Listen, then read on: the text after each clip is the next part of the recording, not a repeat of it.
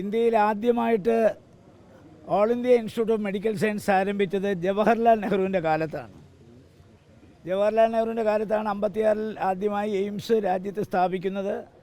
അന്ന് പ്രധാനമന്ത്രി ജവഹർലാൽ നെഹ്റുവിൻ്റെ മനസ്സിൽ ഒരാശയമുണ്ടായിരുന്നു, ആ എയിംസ് ആദ്യമായി സ്ഥാപിക്കുന്ന എയിംസ് പശ്ചിമ ബംഗാളിൽ സ്ഥാപിക്കണമെന്ന്. അതുകൊണ്ട് അദ്ദേഹം പശ്ചിമ ബംഗാൾ മുഖ്യമന്ത്രിയെ ബന്ധപ്പെടുകയും മുഖ്യമന്ത്രി അതിനെ എതിർത്ത് സംസാരിക്കുകയും ചെയ്തു. കാരണം സംസ്ഥാന മുഖ്യമന്ത്രിക്ക് അല്ലെങ്കിൽ സംസ്ഥാന ഭരണകൂടത്തിന് എയിംസിൻ്റെ സ്ഥാപന കാര്യത്തിൽ ഒരു സേ ഉണ്ട് എന്നുള്ളതാണ്. ജവഹർലാൽ നെഹ്റു ബംഗാളിലേക്ക് കണ്ട ആ എയിംസ് പിന്നീട് 56-ൽ അത് ഡൽഹിയിലേക്ക് മാറ്റി സ്ഥാപിച്ചതും ഇന്ന് ഡൽഹി കാണുന്ന എയിംസ് ജവഹർലാൽ നെഹ്റുവിൻ്റെ കാലത്തുണ്ടാക്കിയതാണ്. ഇപ്പോൾ കേരളത്തിലെ കാര്യം ഞാൻ പറഞ്ഞാൽ, ഞാൻ 2019-ലാണ് കാസർഗോഡ് MP ആകുന്നത്. ഞാൻ MP ആകുന്നതിന് മുമ്പ് ശ്രീ P. കരുണാകരനായിരുന്നു ഇവിടുത്തെ MP. അദ്ദേഹം ഇവിടുത്തെ MLA-മാരെ എല്ലാം സംഘടിപ്പിച്ച് ഒരു സർവകക്ഷി നേതൃത്വ സംഘത്തെ കൊണ്ട് അന്നത്തെ മുഖ്യമന്ത്രിയായ ശ്രീ ഉമ്മൻചാണ്ടിയെ കാണാൻ പോയി. എയിംസ് കാസർഗോഡ് തന്നെ വേണം എന്നുള്ളതാണ് അന്നത്തെ MP-യുടെ ആവശ്യം. അതിനെല്ലാ MLA-മാരും അദ്ദേഹത്തോടൊപ്പം കൂടി. എല്ലാ രാഷ്ട്രീയ പാർട്ടികളും രാഷ്ട്രീയം മറന്ന് ഈ എയിംസ് കേരളത്തിൽ ഏറ്റവും പിന്നോക്കം നിൽക്കുന്ന ജില്ലയായ കാസർഗോഡിന് വേണമെന്ന് ആവശ്യപ്പെട്ടുകൊണ്ട് മുഖ്യമന്ത്രി ഉമ്മൻചാണ്ടിയെ പോയി കണ്ടു.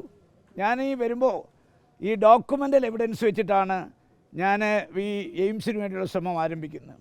ശ്രമം ആരംഭിച്ചു കഴിഞ്ഞ് ഞാൻ രാഷ്ട്രപതിക്ക് നിവേദനം കൊടുത്തു, പ്രധാനമന്ത്രിക്ക് നിവേദനം കൊടുത്തു. മാത്രമല്ല 2 പ്രാവശ്യം അന്നത്തെ മന്ത്രിയായിരുന്ന മൻസുഖ് മാണ്ഡവിയെ കണ്ടു. ഇപ്പോഴത്തെ മന്ത്രി, ഞാനിപ്പോൾ ഫാമിലി വെൽഫെയറിൻ്റെ സ്റ്റാൻഡിംഗ് കൺസൾട്ടേറ്റീവ് കമ്മിറ്റി മെമ്പർ എന്ന നിലയിൽ ആ യോഗത്തിന് അധ്യക്ഷത വഹിക്കുന്ന നഡ്ഡയാണ്, അദ്ദേഹമാണ് ആരോഗ്യമന്ത്രി. അദ്ദേഹത്തിന് നിവേദനം കൊടുത്തു. മാത്രമല്ല കേരളത്തിലെ മുഖ്യമന്ത്രി വിളിച്ചുകൂട്ടിയ യോഗത്തിലെല്ലാം ഒരു അജണ്ട എയിംസാണ്. അന്ന് മുഖ്യമന്ത്രിയുമായി നേരിട്ട് ആ MP കോൺഫറൻസിൽ യുദ്ധം നടന്നിട്ടുണ്ട്. നിങ്ങൾക്ക് ചാനലുകൾക്കെല്ലാം വെരിഫൈ ചെയ്യാം. മുഖ്യമന്ത്രി എയിംസിനെ കുറിച്ച് അജണ്ട എടുക്കുമ്പോൾ തന്നെ പറയും, കാസർഗോഡ് MP ഞാനുമായിട്ടുള്ള ഫൈറ്റ് ആരംഭിക്കാൻ പോകാമെന്ന് പറഞ്ഞുകൊണ്ടാണ് അജണ്ട എയിംസ് എന്ന് അദ്ദേഹം പറയുന്നത്. എല്ലാ മുഖ്യമന്ത്രി വിളിച്ചുകൂട്ടിയ പാർലമെൻറ്റ് സമ്മേളനങ്ങളുടെ മുന്നോടിയായി നടക്കുന്ന എല്ലാ MP മീറ്റിങ്ങിലും ഞാനും മുഖ്യമന്ത്രിയുമായി അതിശക്തമായ തർക്കമുണ്ടായിട്ടുണ്ട്. എയിംസ് കാസർഗോഡ് വേണം. ഞാൻ കാര്യകാരണ സഹിതമാണ് ഞാൻ പറഞ്ഞത്. മുൻ MPയും സർവകക്ഷിയും അന്ന് പറഞ്ഞ കൂടാതെ തന്നെ ഞാൻ പറഞ്ഞു, ഞാനിവിടെ റവന്യൂ മന്ത്രിയായിരുന്ന ശ്രീ ചന്ദ്രശേഖരനെ കണ്ടു, ഇവിടുത്തെ MLA-മാരെ എല്ലാം വിളിച്ചു. നമുക്കൊരു വാട്സപ്പ് ഗ്രൂപ്പ് ഉണ്ടാക്കണം. ആദ്യം നമുക്ക് MLA-മാരും MPയും ജില്ലാ പഞ്ചായത്ത് പ്രസിഡൻറ്റും പിന്നെ ബ്ലോക്ക് പഞ്ചായത്ത് പ്രസിഡന്റ്മാർ പിന്നെ പഞ്ചായത്ത് പ്രസിഡന്റ്മാർ പിന്നെ നമ്മുടെ പഞ്ചായത്ത് മെമ്പർമാർ, ജനപ്രതിനിധികൾ എല്ലാവരും കൂടെ രാഷ്ട്രീയത്തിന് അതീതമായി ഒറ്റക്കെട്ടായി എയിംസ് ഇവിടെ വരണം എന്ന് ആവശ്യപ്പെടണമെന്ന് ഞാൻ പറഞ്ഞു. എൻ്റെ മനസ്സിൽ നമുക്കറിയാം 6727 എൻഡോസൾഫാൻ്റെ വിക്ടിംസാണ് എൻ്റെ മനസ്സ് നിറയെ. കാര്യം അവർക്ക് പല തർക്ക വിതർക്കങ്ങളും ഇവിടെ നടക്കുന്നു എൻഡോസൾഫാനെ കുറിച്ച്. അപ്പോൾ വളരെ വലിയ പഠനങ്ങൾ ഇവിടെ നടക്കണം, ഗവേഷണങ്ങൾ നടക്കണം. ആ പഠനങ്ങളും ഗവേഷണം നടത്താൻ പറ്റിയ ഏക സ്ഥാപനം എയിംസാണ്. മാത്രമല്ല കോഴിക്കോടിന് വേണ്ടിയാണ് ഇന്ന് മുഖ്യമന്ത്രി വാശി പിടിക്കുന്നത്. മുഖ്യമന്ത്രി 4 ജില്ലകളുടെ പാനൽ കൊടുത്തിട്ടുണ്ട്. 1 തിരുവനന്തപുരം, 2 കോട്ടയം, 3 കോഴിക്കോട്, 4 തിരുവനന്തപുരം. ഞാൻ മുഖ്യമന്ത്രിയോട് പറഞ്ഞു, നിങ്ങളതിനകത്ത് കാസർഗോഡിനെ പെടുത്തണം. ദക്ഷിണ കന്നഡത്തിലെ മുഴുവൻ ആളുകൾക്കും, വയനാട് അതുപോലെ കുടകടക്കമുള്ള മുഴുവൻ സ്ഥലത്തെയും ആളുകൾക്ക് പ്രയോജനം ചെയ്യുന്ന ഒന്നാണ്. കാസർഗോഡ് സ്വകാര്യ മേഖലയിലോ അല്ലെങ്കിൽ പൊതുമേഖലയിലോ ഒരു മെഡിക്കൽ കോളേജ് ഇല്ല. മാത്രമല്ല ഇവിടുത്തെ ആശുപത്രികളെല്ലാം റെഫറൽ ആശുപത്രികളാണ്. ഒരു ആശുപത്രിയിൽ ചെന്നാലും അവിടെ ചികിത്സയില്ല, ട്രോമ കെയർ സെൻ്റർ ഇല്ല. അതുകൊണ്ട് അവർ ചോദിക്കുന്ന, ഡോക്ടർമാർ ചോദിക്കുന്നത്, നിങ്ങളെ എങ്ങോട്ട് റെഫർ ചെയ്യണം? അപ്പോൾ സൗകര്യാർത്ഥം എല്ലാവരും പറയും മംഗലാപുരത്തേക്ക് മതി. ഡോക്ടർമാർ ചോദിക്കും, അതേ പരിയാരം വേണോ, കോഴിക്കോട് വേണോ, കണ്ണൂർ വേണോ? അപ്പോൾ എല്ലാവരും സൗകര്യാർത്ഥം പറയും പരിയാരം. കോവിഡ് മഹാമാരിയുടെ കാലത്ത് 1ഉം 2ഉം വ്യാപന കാലത്ത് ഒരാൾ പോലും മരിക്കാത്തൊരു ജില്ലയാണ് കാസർഗോഡ്. പക്ഷേ 19 ആളുകൾ മരിച്ചു. എങ്ങനെ മരിച്ചു? 1897-ലെ കേന്ദ്ര ഗവൺമെൻറ്, അന്നത്തെ ബ്രിട്ടീഷ് ഗവൺമെൻറ് ഉണ്ടാക്കിയ എപ്പിഡമിക് ആക്ടിൻ്റെ ചുവട് പിടിച്ച് കേരള ഗവൺമെൻറ് ഒരു ഓർഡിനൻസ് കൊണ്ടുവന്നു.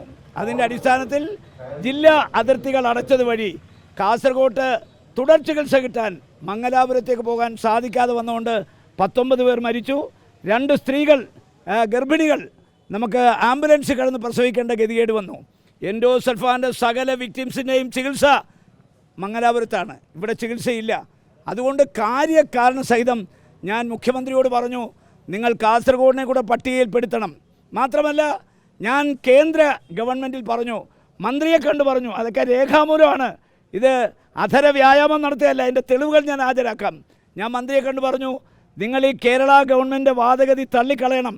കാരണം കോഴിക്കോട്ട് സ്വകാര്യ മേഖലയിലും പൊതുമേഖലയിലും ഒരുപാട് മെഡിക്കൽ കോളേജുകളും അതുപോലെ സൂപ്പർ സ്പെഷ്യാലിറ്റി മൾട്ടി സ്പെഷ്യാലിറ്റി ആശുപത്രിയുണ്ട്. പിന്നെന്തിനാണ് അവിടെ ഈ കിനാലൂരിൽ ഒരു എയിംസ് കൊണ്ടുവരുന്നത്? അതുകൊണ്ട് നിങ്ങൾ ഒരു വിദഗ്ധ സമിതിയെ കേരളത്തിലേക്ക് അയക്കണം. ഈ കാസർഗോഡാണോ കോഴിക്കോട്ടാണോ ഇത് വേണ്ടത് എന്നുള്ള കാര്യത്തെക്കുറിച്ച് നിങ്ങളൊരു പഠനം നടത്തിയിട്ട് ആ പഠനത്തിൻ്റെ അടിസ്ഥാനത്തിൽ മാത്രമേ എയിംസ് കേരളത്തിന് അനുവദിക്കാവൂ എന്ന് ഞാൻ വ്യക്തമായി പറഞ്ഞിട്ടുണ്ട്. ആ തർക്കം ഇങ്ങനെ നിലനിൽക്കുന്നതുകൊണ്ടാണ് ഇവിടെ. പിന്നെ ഒരു കാര്യം പറയാം, BJP ആളുകളെ തെറ്റിദ്ധരിപ്പിക്കുകയാണ്.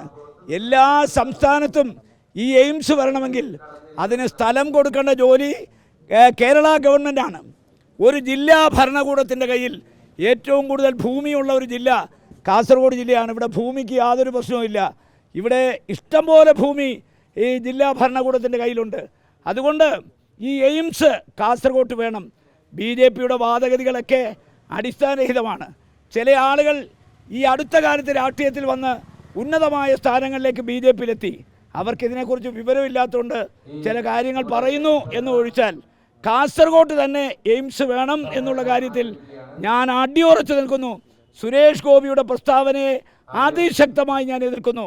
ഒരിക്കലും കാസർഗോട്ടല്ലാതെ ഈ എയിംസ് അനുവദിക്കരുതെന്ന് കേന്ദ്ര സംസ്ഥാന ഗവൺമെൻറ്റിനോട് ഞാൻ വീണ്ടും ആവശ്യപ്പെടുന്നു.